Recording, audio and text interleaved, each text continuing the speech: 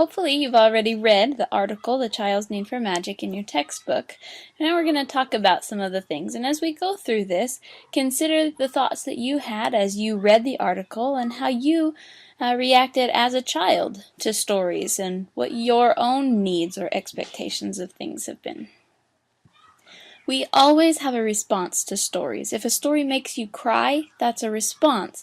If it makes you sad or afraid or excited or inspired, all of those are responses. They stem from something. Maybe it made you think of something. Maybe you related it to a previous experience. Maybe it just made you want something. But our response is something that never changes. We always respond. We respond differently with our age and experience, but we always respond. That's key. Now, some things don't change. One of the quotes in the article says, "Whatever our age, only a story conforming to the principles underlying our thought process carries conviction for us." How true is that for you? Only the stories that really speak to you and your belief system are the ones that you're going to care about. Same thing for a child. As you've grown from child to adult, maybe different things carry different conviction for you, but overall, only those things that really speak to the things you care about most are going to be the things you enjoy reading, listening to, or watching.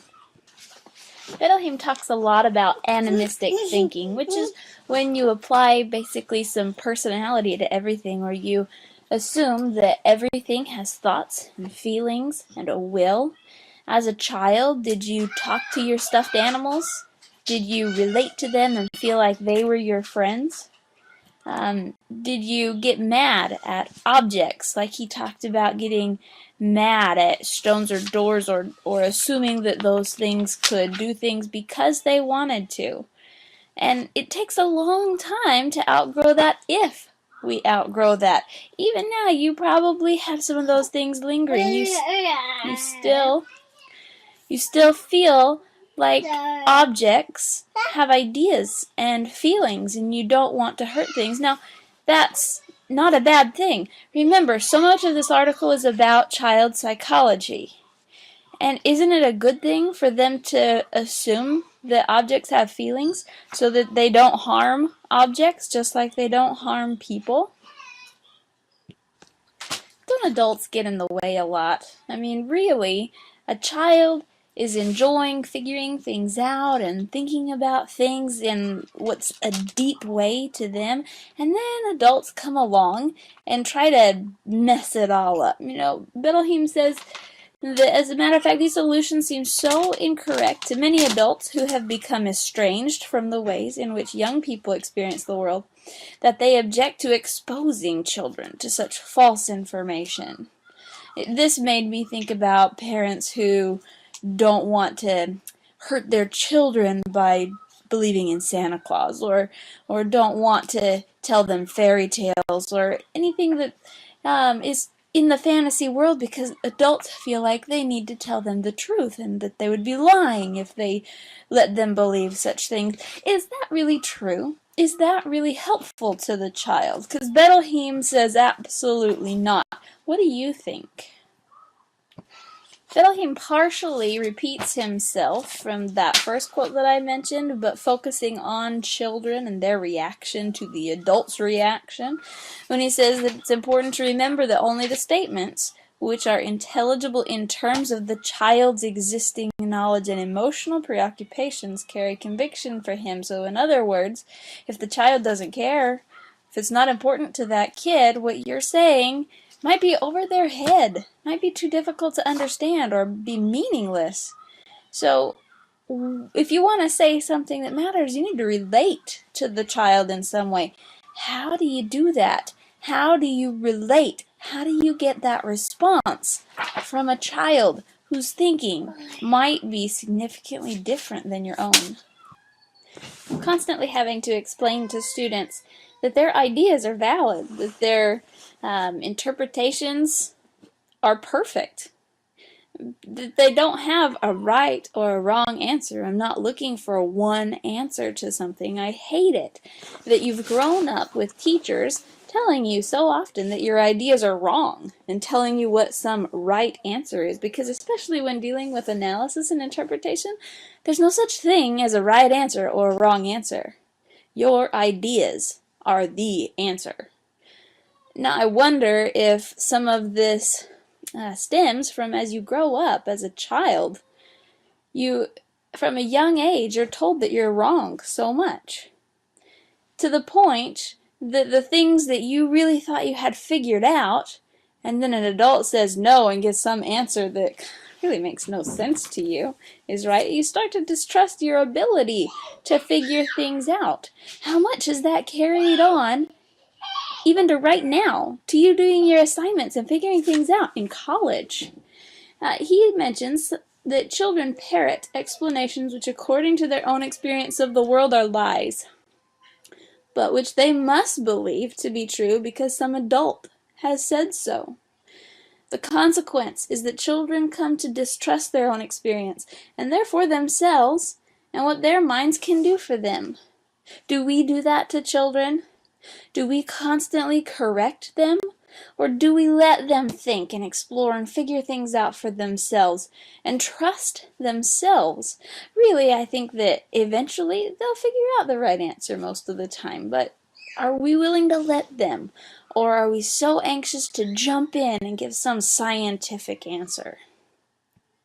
And speaking of science, some adults want children to understand things scientifically so much, and yet is psychology not a science? And therefore child psychology not a science? Bettelheim says in trying to get a child to accept scientifically correct explanations, parents all too frequently discount scientific findings on how a child's mind works.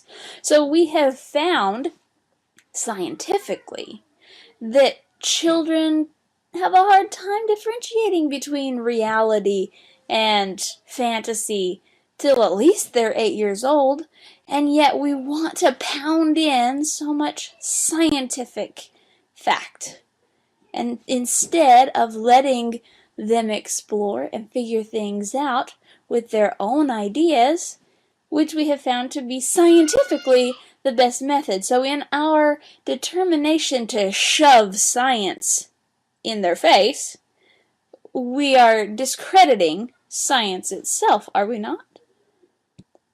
Now here's where some of you cringed, I know, and some of you are waiting for this in the discussion and ready to pounce on it and be mad about it, but back up a little bit. Think about the psychology of this. He's talking about religion versus fantasy, as in definite versus subjective. It's not that we don't need religion, because I absolutely would agree we need religion, but is there not a place for both? In fact, did not Christ understand child psychology better than anyone? I mean, after all, he taught with stories, right? He didn't like just throwing out the answers. That's what we do. We shove the exact interpretation that we've figured out ourselves as adults in kids' faces, when maybe we need to teach more like Christ taught, right? He taught with stories. Isn't that the best way? Have you ever realized that sometimes when kids are going through the why phase that we all hate, everything you say is why? Why? The more answers we give, the more times they'll say why. But if you answer with a story instead, that's completely different. That makes sense to them. That gives them plenty to think about and figure out on their own, instead of these quick, snippy answers that just get another question. Really, we're the same way as adults. These short little answers provoke more questions in us too, but if you give us a little more meat, some kind of story, something for us to think about and apply and analyze, that's different. You know, right after I taught this story the first time in class, I had the whole idea of children and their love for magic on my mind, and I came home and we needed to rake the leaves. And my kids, just like any other kids, they don't really like doing chores. They don't want to do work, but you know, if you make it exciting in some way, that's different. So we got some, it was almost Halloween, we had those pumpkin bags, and I told them that the pumpkins were hungry and they ate leaves. Oh my goodness, my kids were so excited to feed the pumpkins. They worked their tails off stuffing those bags with leaves. We got so much work done because those pumpkins were hungry, and every time they started to slow down, all I had to do was make the sound of a rumbling tummy, and oh, they all jumped up to feed those pumpkins. You know, how much of our childhood is just like that? How much motivation do we get from these simple little things? We want to be excited. We'll do anything for the things that we care about, the things that relate to us. Think about the stories that related to you, the stories that stood out to you as a kid. What were their roles in your life? Did they inspire you? Did you want to be like those characters? Did they help you develop certain traits? You know, we read the whole What's Wrong with Cinderella before Essay 1, but this puts a much different light on it, right? Because she was concerned about whether her child was going to outgrow that or not. This is saying that's an important part of childhood. And of course she's going to grow out of it, but that story, that magic in there, and the traits that she has that are positive are going to teach a child. What were the positive things about Cinderella or about any story? It could be a Disney movie or a book that you read as a child. Think about what stories stood out to you as a child and why. And here is what we've been working up to with all of the reading and all of the discussion, is that this is one of the articles that you can use for Essay 2.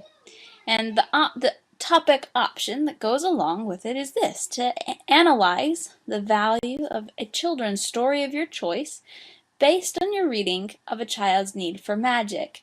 Now, let me point out that the topic will be the stories, the child stories, so Cinderella or Tarzan or The Lion King, whatever story, that can be movie or book, that you choose, that you want to analyze. You will analyze it from the angle of the article